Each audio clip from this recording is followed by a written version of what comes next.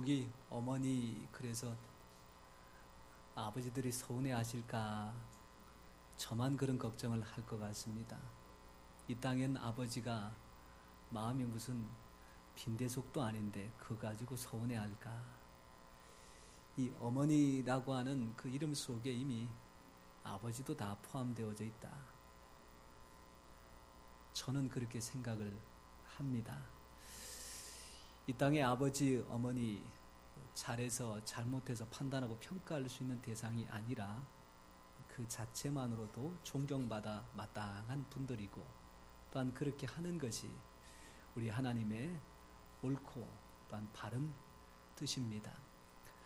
왜냐하면 가지 많은 나무에 바람 잘 날 없다라고 하는 어른들의 말씀이 있지만 가만히 생각해 봐도 10손가락 깨물어서 안 아픈 손가락은 없지만 깨물 때마다 그 손가락이 아픈 정도는 같지 않습니다. 큰아이는 큰아이대로, 막내는 막내대로, 가운데는 가운데대로 이 부모님 입장에서는 잘 해준 것보다는 못해준 것들이 생각이 나니 생각할 때마다 짠하기 마련이지요. 그렇게 자녀들 하나하나를 돌보고 살폈던 분들이 부모님인데 그 부모님의 은혜를 무엇으로 판단하고 자식이 그것을 무엇으로 재단할 수 있겠습니까? 그저 그 은혜에 감사하고 고맙게 여기는 것, 그것이 사람의 마땅한 도리일 뿐만 아니라 우리 하나님의 말씀인 줄로 믿습니다. 손가락 5개, 이 5개 손가락이 저마다 한마디씩 이야기를 합니다. 엄지가 날 봐, 나는 항상 최고야, 먼저야, 그렇게 자랑을 하니까 이 두 번째 집게손가락이 또 한마디 자기도 변을 합니다. 내가 없으면 물건을 짚을 수가 없어. 그 세 번째 가운데 손가락이 대뜸하는 이야기가 날 봐, 내가 제일 길잖아, 나보다 더 큰 손가락 있어? 이 네 번째 손가락, 뭐니 해도 사랑하는 사람이 반지를 끼워줄 때에 나한테 끼워주잖아. 그러니까 내가 가장 소중한 손가락이야. 이 막내, 이 마지막 약지, 이 할 말이 없잖아요. 첫째도 아니고 긴 것도 아니고 반지도 안 끼워주고 물건을 집어올 때도 굳이 이 손가락이 하는 역할은 크지 않습니다. 가만히 생각하다가 나머지 네 손가락을 향해 이렇게 한마디 뱉었습니다. 나 없으면 장애인이야. 사실은 좀 입에 담기 그렇지만 원래 이 이야기가 나 없으면 병신이야, 그런 얘기하고 있는데 사실 이 어른들 중에 손가락 한두 개 없는 분들이 사실은 있으시거든요. 말 그렇게 해서는 안 될 거라 싶어서 저도 그렇게 좀 말을 부드럽게 바꿔봤습니다. 5 손가락 어느 것 귀하지 않은 손가락이 없다라고 하는 것은 자녀들에 대한 분만은 아닐 겁니다. 한 가족이라고 하는 존재가 아버지와 어머니가 계시고 그 아래로 하나가 됐든 둘이 됐든 자녀들이 있고 또 그 밑에는 자연스럽게 자손들이 있기 마련인데 그 가족들 구성할 때에 아버지가 제일 중요하다, 어머니가 제일 중요하다, 아들이 손주가 제일 중요하다, 그렇게 함부로 논할 수가 없지 않겠습니까? 그저 가정에서 맡겨진 그 일들을 맡은 자리에서 또한 처한 형편에서 최선을 다하고 살아갈 때에 그런 가정이 복되고 그런 가정이 회목하고 우리 모든 성도님들의 가정이 그런 가정 되시기를 축원합니다. 가정은 건강해야 됩니다. 관계가 참 좋아야 됩니다. 가정은 화목해야 됩니다. 그것이 하나님의 뜻입니다. 가정은 행복해야 됩니다. 그것이 주 안에서 옳고 바른 일입니다. 우리 성도님들의 가정 주님 안에서 강건하시기를 축원합니다. 화목하고 행복한 가정 되시기를 바랍니다. 살다 보면 정 때문에 산다라고 하는 말이 30년, 40년 부부 생활에 변이기도 합니다. 다른 할 말은 없고 정 때문에 산다. 정 때문에 사는 것 이젠 좀 청산하시고 가정은 정 때문에 살지 말고 사랑 때문에 사시 바랍니다. 정 때문에 어쩔 수 없이 미운정 고운정 들다 보니까 30년 40년 세월 지났네 그러지 말고 지금도 서로 사랑하고 애틋하게 생각해서 행복합니다. 그렇게 말할 수 있는 복된 가정 되시기를 바랍니다. 세상에서 가장 아름다운 영어 단어는 무엇일까요? 우리 이야기가 아니라서 상관없다 그럴지 모르겠지만 이야기를 들어보시면 공감이 되실 겁니다. 두 번째, 세상에서 가장 아름다운 영어 단어 패션, 열정입니다. 어떤 일을 하든지 목적을 가지고 아주 열정적으로 감당해내면 그 사람의 능력과 실력과는 상관없이 귀한 결과가 만들어집니다. 세 번째, 스마일입니다. 웃음.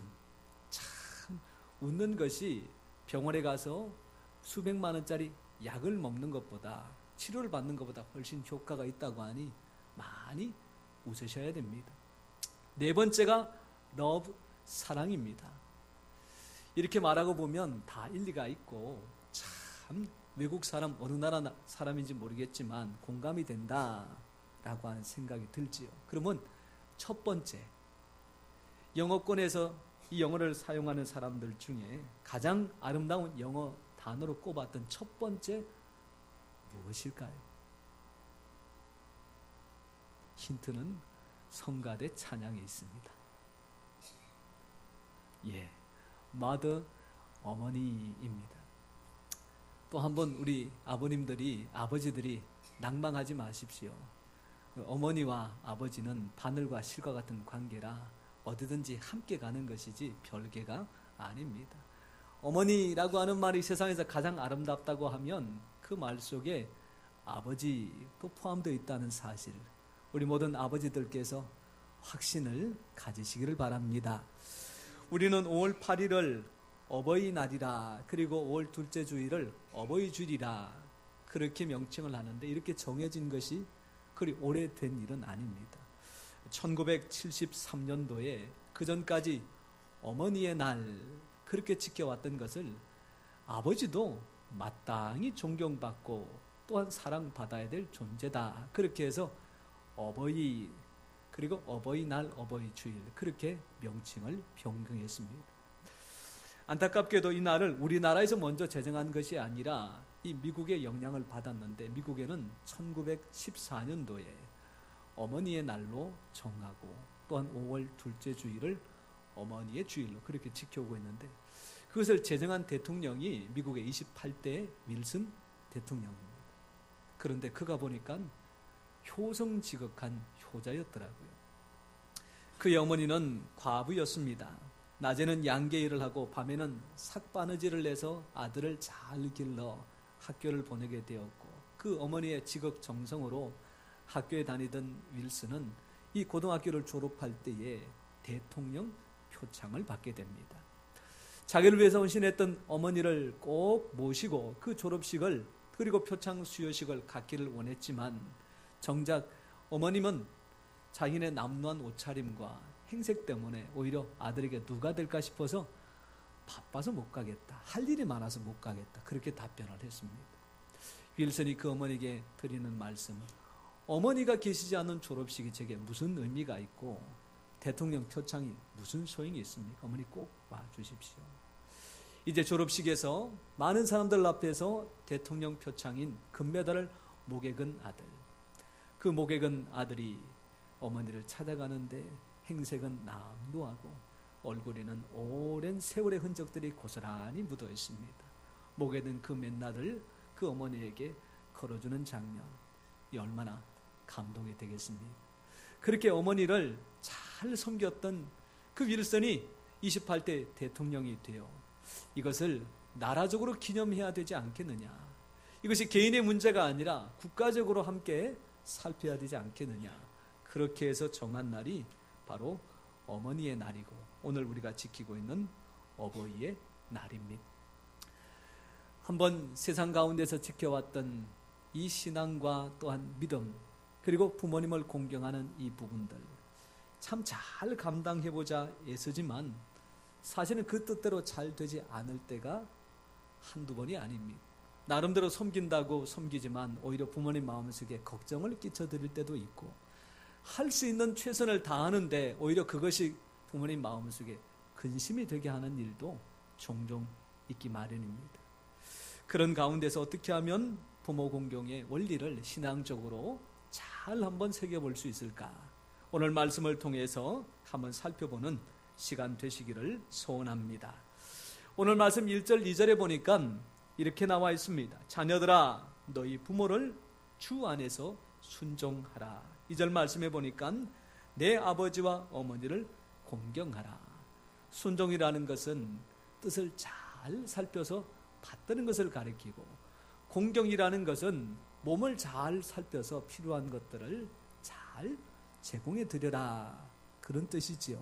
순종과 공경이라는 것은 부모님을 잘 돌보되 마음으로, 생각으로, 말로만 할 것이 아니라 그 부모님에게 분명하게 표시가 나도록 하라, 그런 말씀입니다. 부모 공경에 대하여 세상의 종교, 철학, 문화, 나라, 민족 할 것 없이 이구동성으로 다 하는 이야기인데, 이것이 성경과 비교해 보면 차이가 많이 납니다.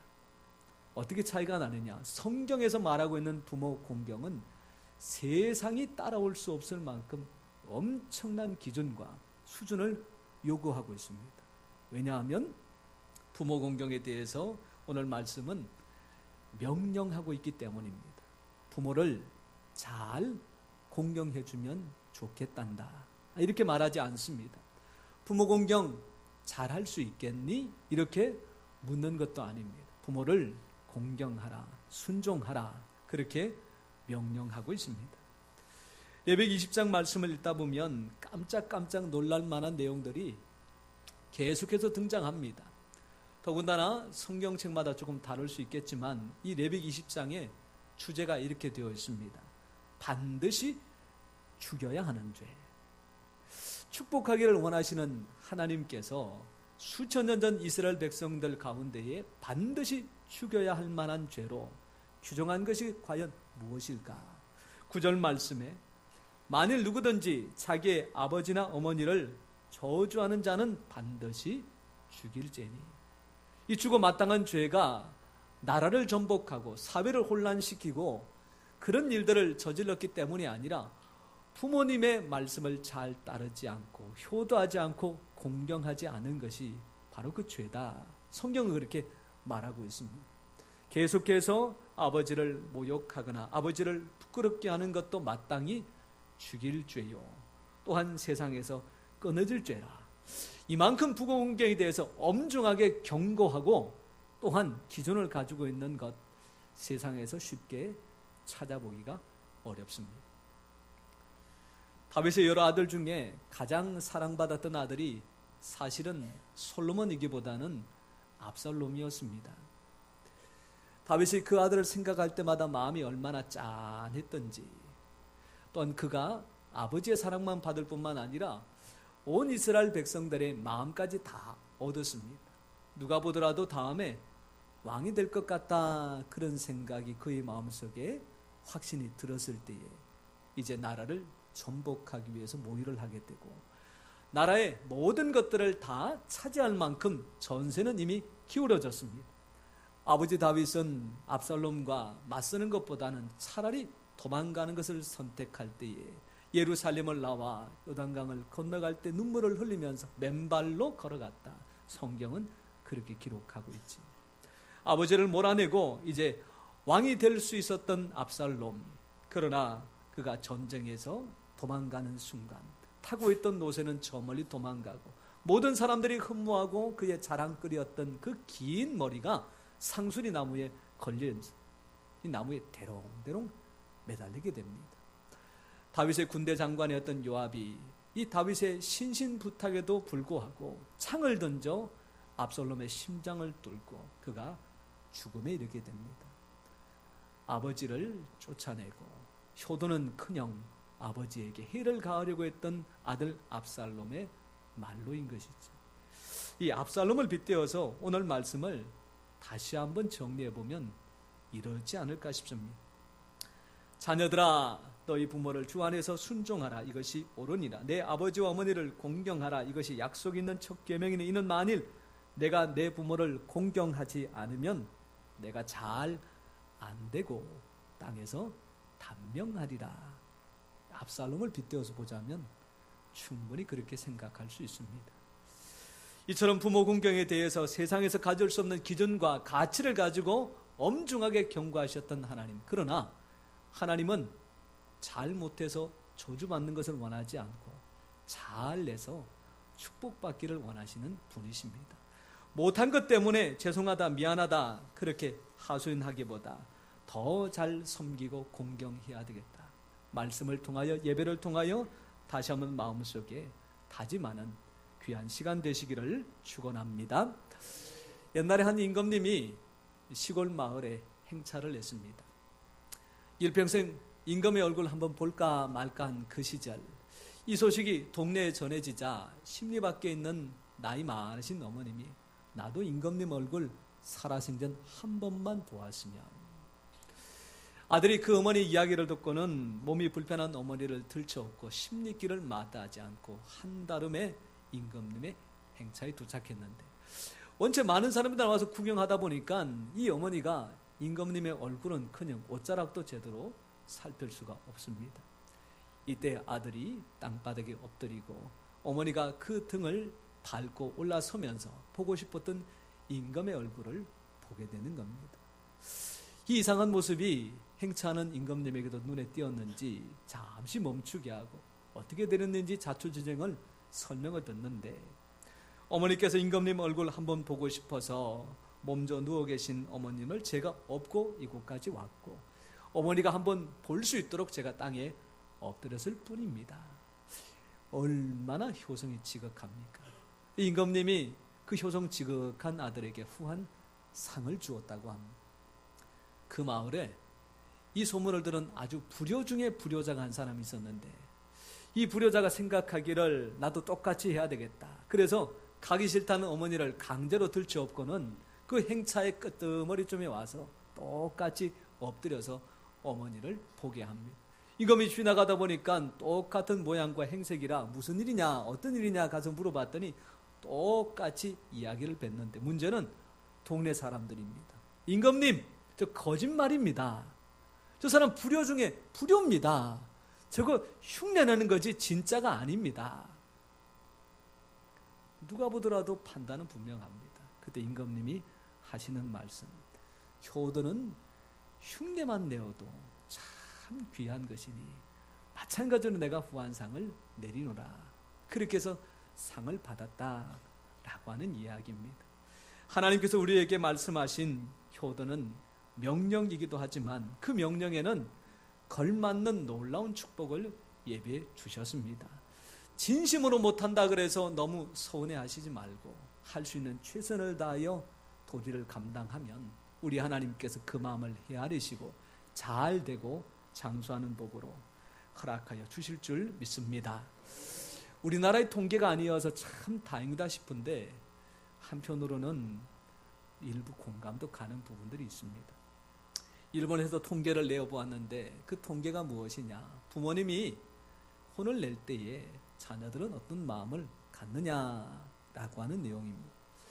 어머니가 손을 가지고 손찌검을 할 때에 그 손찌검을 받는 자식은 그 손목을 붙들고 나도 때리고 싶다라는 충동을 갖는다고 합니다. 발로 차는 아버지에게 얻어맞는 아들은 자기 자신도 발로 아버지를 차고 싶다라고 하는 충동이 생긴다고 합니다. 회초리를 가지고 때릴 때에 그 회초리를 빼앗아서 부러뜨리고 싶은 충동이 자녀들에게 있다라고 하는 통계입니다.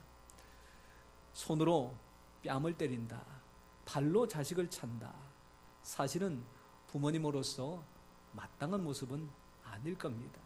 정말하자면 좋은 부모님이라기보다는 좋지 않은 부모님, 감정을 제대로 추스리지 못하고 다스리지 못한 채 자녀들에게 감정을 쏟아내는 그런 안타까운 모습에 대한 이야기입니다. 과연 부모님을 공경하라라고 할 때에 이렇게 건강하지 못한 부모님들도 공경해야 되느냐, 바르지 못한 부모님들도 공경해야 되느냐, 그렇게 질문한다면 성경은 부모님이 바르지 못하다고 할지라도 자식으로서 마땅히 해야 될 것은 공경하라, 순종하라, 바로 그 말씀입니다. 제대로 된 아버지만 공경하라. 성경은 그렇게 말씀하지 않습니다. 아버지가 잘할 때만, 어머니가 똑똑하고 돈을 잘 벌어다 주고 자녀들을 잘 양육하는 것이 합당할 때만 공경하라, 순종하라 그러시지 않고, 자녀의 마땅한 도리는 공경과 순종이라고 성경은 말씀하고 있습니다. 내가 할 수 있는 부모의 효도, 공경과 순종, 그것만 잘 감당하면 우리 하나님께서 부모와는 상관없이 감당한 자에게 합당한 복을 주시는 겁니다. 성경에도 참 믿음의 위인들이 있습니다. 그 중에 한 사람이 이삭입니다. 이삭은 그의 아버지에게 사실 죽임을 당할 뻔했습니다. 아버지를 따라 산에 올라갔더니 이 산꼭대기에 올라가서 제단을 쌓고, 그 제단은 쌓은 그 위에다가 자기를 결박해서 올려놓고 칼을 들어서 그의 심장을 향하여 내리 꽂으려고 하는 순간 하나님께서 아브라함의 믿음을 보시고 멈추게 하셨습니다. 성경의 이야기를 이렇게 이야기로 듣는다 그러면 참 이삭의 대단한 믿음과 순종을 말할 수 있겠지만, 정작 그 순간에 이삭의 입장이 된다면 과연 그것을 온전히 받아들일 수가 있었겠느냐 싶은 거지요. 아무리 생각해봐도 아버지가 자식을 죽여 하나님 앞에 제물로 바친다. 더군다나 믿음을 가진 아버지라고 하는 사람이 어떻게 하나밖에 없는 아들을 그렇게 죽일 수가 있겠느냐 생각해보면 말이 안 되는 것이고 이치가 안 맞는 일들입니다. 그런데 무엇인지 알 수 없지만 이삭은 아무런 대꾸하지 않고 그대로 받아들이는 모습을 보이고 있습니다. 결국 성경은 그 이삭의 순종의 모습을 그대로 본받아서 예수님께서 이 땅에 오셔서 십자가를 지심으로 말미암아 우리 모든 인생에게 참된 구원의 놀라운 은혜를 허락해 주셨습니다. 어버이날 될 때마다 단골로 등장하는 사람이 바로 이방 사람 룻입니다. 모압에서 결혼하여 살 때에 그 남편 잃어버리고 또한 그의 모든 가족의 남자들 잃어버린 채 홀로된 시어머니를 따라서 이 예루살렘 근처 베들레헴에 왔을 때에 그에게 주어지는 것은 아무것도 없었습니다. 그저 매일같이 나가서 이삭을 줍고 그것으로 겨우 두 사람 먹고 사는 것이 전부였는데, 하루는 그 시어머니가 이해할 수 있는 이야기를 합니다. 이제 내가 밤에 들에 나가서 그 들의 주인 되는 보아스라고 하는 사람이 들판에서 자고 있을 텐데 그 옆에 가서 가만히 눕고 그가 덮었던 이불을 발에다가 끌어들여서 덮으라 라고 하는 이야기죠. 어머니, 제가 지금 과부로 있고 나를 지켜줄 사람이 아무도 없는데 소문 잘못 나면 어떡합니까? 사실 그렇게 말할 수 있는 상황인데 이 룻은 어머니의 뜻은 다 이해하지 못하지만 그대로 순종하게 됩니다. 그 순종의 결과로 이 베들레헴의 유력한 자 보아스가 자기의 남편이 되고 다윗의 조상이 될 뿐만 아니라 메시아의 조상으로서 이름을 성경에 당당히 기록하는 참된 복을 받고 누리게 됩니다. 때로는 부모님의 말씀이 이치에 맞지 않을 때가 있지요. 생각과 다를 때가 있습니다. 따르기가 어려울 때도 있습니다. 그러나 그럼에도 불구하고 순종과 공경을 다하면 하나님께서는 그 사람에게 합당한 것으로 채워주실 줄 믿습니다. 육신의 부모님만 부모님이 아닙니다. 우리에게는 영원한 아버지 되시는 하나님이 계십니다. 때로는 하나님께서 감당하지 못할 만한 것으로 우리에게 요구하실 때가 있습니다. 말씀으로, 상황으로, 또한 주변에 있는 사람들을 통해서 이해가 되지 않습니다. 감당할 수 없습니다. 어떻게 그 일을 지금 제 형편과 처지를 하나님이 아신다면 그렇게 말씀하실 수 없습니다. 그렇게 말할 수 있습니다. 그러나 그럼에도 불구하고 주의 말씀이라 순종하며 나아가면 하나님께서 그 순종에 걸맞는 귀한 것으로 반드시 갚아주실 줄 믿습니다. 두 번째로 성경이 말하는 부모 공경의 원리는 부모님을 자랑스럽게 여기라, 그 말씀입니다. 65세 이상 되시는 어른들을 대상으로 설문조사를 했습니다. 노부모가 자식에게 가장 하기 싫은 말이 무엇일까? 어떤 말을 가장 하고 싶지 않을까요? 용돈 달라라고 하는 이야기였다고 합니다. 이 자녀들이 부모님을 잘 돌보고 살피는데 부모님이 충분히 다 이해하지만 살아가는 것이 너무 빠듯하다 보니까 필요한 것을 좀 채워주렴이라고 하는 이야기인데, 이 말이 쉽게 내뱉는 이야기가 아니라는 반증이 있죠. 그렇다면 그 부모님들이 가장 듣기 좋아하는 말, 어떤 말일까요? 이웃 사람들이 부모님을 닮아서 자제분이 참 똑똑하게 생겼습니다. 어떻게 참 어머님을 닮아서 저렇게 사람이 참 바를까요? 어떻게 아버지를 닮아서 저렇게 예의를 알고 이 어른들을 공경할 줄 알까요? 그렇게 얘기하는 것 부모님이 참 기뻐하신다고 합니다. 또 한 가지 참 자랑스러워하는 말이 있습니다. 어떤 말일까요? 저는 부모님 절반만 닮았으면 좋겠습니다. 이야기 들을 때 부모님이 굉장히 자랑스럽고 기쁘게 여기신다고 합니다. 즉 부모님은 자식이 부모님을 자랑스럽게 여기면 그것만큼 좋은 게 없다, 그런 말씀이지요. 연예인 중에 허스키한 목소리 그리고 사각턱을 가진 여자분이 있습니다. 다른 사람들처럼 뛰어난 외모를 가지지는 못했지만 지금은 영화 시사회, 음반 발표, 연예인들의 행사에 섭외 1순위 사회자인 사람, 박경림 씨입니다. 그분이 고등학교 시절 겪었던 한 가지 이야기입니다. 아버지가 아침마다 출근하실 때에 방송국의 기능직이기 때문에 아버지가 출근하실 때 참 기분이 좋았습니다. 그런데 어느 날 어느 순간 친구들이 다니는 이 선일여고에서 이 친구들한테서 이런 이야기를 듣게 됩니다. 경림아, 우리 학교에 수희 아저씨가 새로 오셨는데 너네 아버지하고 참 많이 닮았다. 그래서 아버지인가 싶어서 갔더니 긴가민가 헷갈릴 때가 있어. 아니 그 이야기가 한 사람이 아니라 여러 사람이 이야기를 하더란 얘기죠. 아니 우리 아버지 아침마다 지금 방송국에 출근하고 계시는데 아니 그게 무슨 말이야. 우리 학교가 언제 개교 기념일인데 한번 와서 네가 한번 확인해봐. 그래 가서 확인해보지.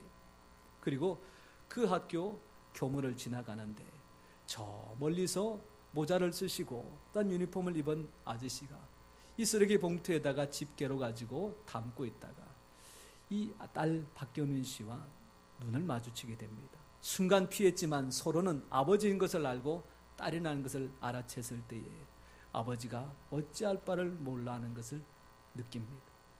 이때 박경민 씨가 아버지를 향하여 아버지 외치고는 뛰어가서 그 품에 안기면서 아빠! 수희 아저씨가 뭐가 그렇게 부끄러운 일이에요. 나는 아빠가 세상에서 제일 자랑스러워요. 그렇게 이야기했다는 거죠. 그것으로 전부가 아닙니다. 그날 집에 가서 밤늦도록 이 선일고 다니는 친구들한테 전화해서 우리 아버지 학교 수희 아저씨로 계시니까 너희들 학교 갈 때마다 인사하고 나올 때마다 인사, 우리 아버지한테 꼬박꼬박 인사하라고 전화까지 다 돌렸다고 합니다. 아버지를 자랑스럽게 여긴 박경림 씨, 그가 연예계에서 크게 성공했느냐 못했느냐 그건 둘째치고 참 귀하고 바람직한 사람이라 그렇게 말할 수가 있습니다. 우리가 부모님들에 대해서 자녀들에게 이야기할 때가 있습니다. 할아버지 사실 이런 공직에 계시면서 참 귀한 일을 감당하셨다. 그렇게 말할 수 있으면 참 좋지요. 어머니 가족을 위해서 이렇게 헌신하신 분이시고 희생하신 분이라고 그렇게 말한다면 그것도 참 좋습니다. 그러나 큰 업적을 이루시거나 큰 공적을 이루지는 못했다고 할지라도 오늘날 내가 이 땅에 존재하게 된 것, 그 부모님이 아니면 사실은 불가능하지 않습니까? 나를 있게 한 아버지와 어머니, 할아버지와 할머니, 그것만으로도 나는 아버지가 자랑스럽단다. 그 한마디 말이 자식을 바르게 양육할 수 있고 신앙적으로 온전하게 만들어갈 수 있는 줄 믿습니다. 육친의 부모님을 자랑스럽게 여기고 그 자랑을 사랑하는 자손들한테 많이 해주어서 자녀들이 믿음 안에서 바르게 자라나고 신앙 안에서 강건할 수 있기를 축원합니다. 이 땅에 육친의 부모님을 놓고 그렇게 자랑해야 마땅하다면 이 땅에서 삶뿐만 아니라 영원한 생명까지 보장해 주신 우리 하나님 아버지, 그분을 자랑할 일은 한도 없고 끝도 없습니다. 부모님의 사랑을 바다에다가 비유합니다. 부모님의 은혜를 하늘에다가 비유합니다. 그러나 우리 하나님의 크신 사랑은 하늘을 두루마리 삼고 바다를 먹물 삼아도 다 기록할 수 없을 만큼 크고도 놀라운 줄 믿습니다. 그 하나님을 마음껏 자랑하는 것, 그것이 자녀된 우리 모두의 마땅한 삶인 줄 믿습니다. 이 한 주간 베풀으신 귀한 부모님의 은혜에 감사하고 내게 생명과 영생을 허락하신 하나님을 마음껏 자랑하여 주께서 약속하신 대로 땅에서 잘 되고 장수한 복의 주인공 다 되시기를 축원합니다. 기도하겠습니다.